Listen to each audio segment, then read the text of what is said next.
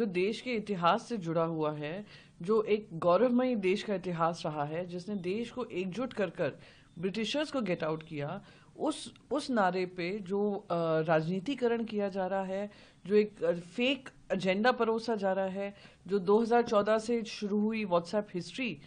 को सही हिस्ट्री बनाने की कोशिश कर रहा है, उसको बेनकाब करने का काम कल विपक्ष ने लोकसभा में किया है। वंदे मातरम वो नारा है जो आज भी हर देशवासी के मन में गूंजता है और देश के लिए प्रतिबद्धता दिखाता है कि देश की सेवा सबसे ऊपर होनी चाहिए। ये वो नारा है जो आज हमारे देश के जवान जो हैं खुशी खुशी अपनी जिंदगी देने को तैयार है देश की सुरक्षा के लिए। वो नहीं पूछते हैं तीसरा और चौथा स्टैंजा कहाँ है।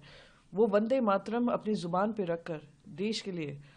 हंसते हंसते अपनी जान देने को तैयार है। उस पर राजनीतिकरण करना मैं मानती हूँ सबसे एंटी नेशनल एक्ट होता है, और उस पर उसी के वंदे मातरम का नारा का इस्तेमाल कर ध्रुवीकरण करना उससे भी बड़ा एंटी नेशनल एक्ट होता है। इनको लगा वेस्ट बंगाल के चुनाव में इनको किसी तरीके का फायदा होगा, पर आजकल की डिबेट देखकर जो जनता के सामने सही वर्जन ऑफ हिस्ट्री है वो सामने आई है, और मैं उम्मीद करती हूँ आज राज्यसभा में भी हमारी एक व्यापक चर्चा होगी। देश का गौरवमयी इतिहास, वंदे मातरम जैसे नारे जो देश की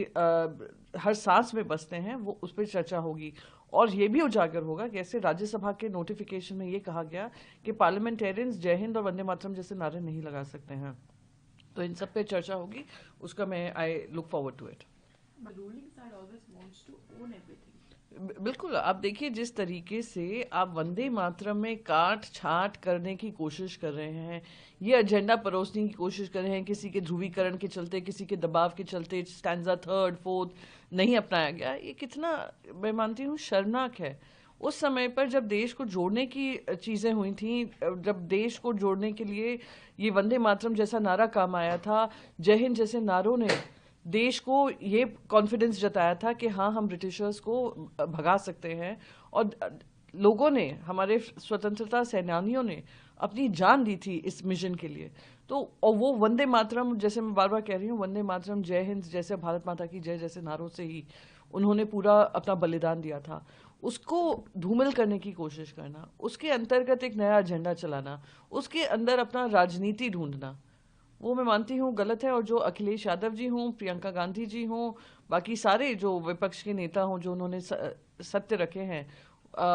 आई होप जो यूपीएससी स्टूडेंट्स होंगे, जो स्टूडेंट्स इंडिया की हिस्ट्री में इंटरेस्टेड हैं, जो आने वाला जनरेशन है जो देश का इकोनॉमिक कंट्रीब्यूटर बनेगा, वो सब देखेंगे और जानेंगे क्या सच्चाई है, क्या तथ्य है और क्या सत्य है।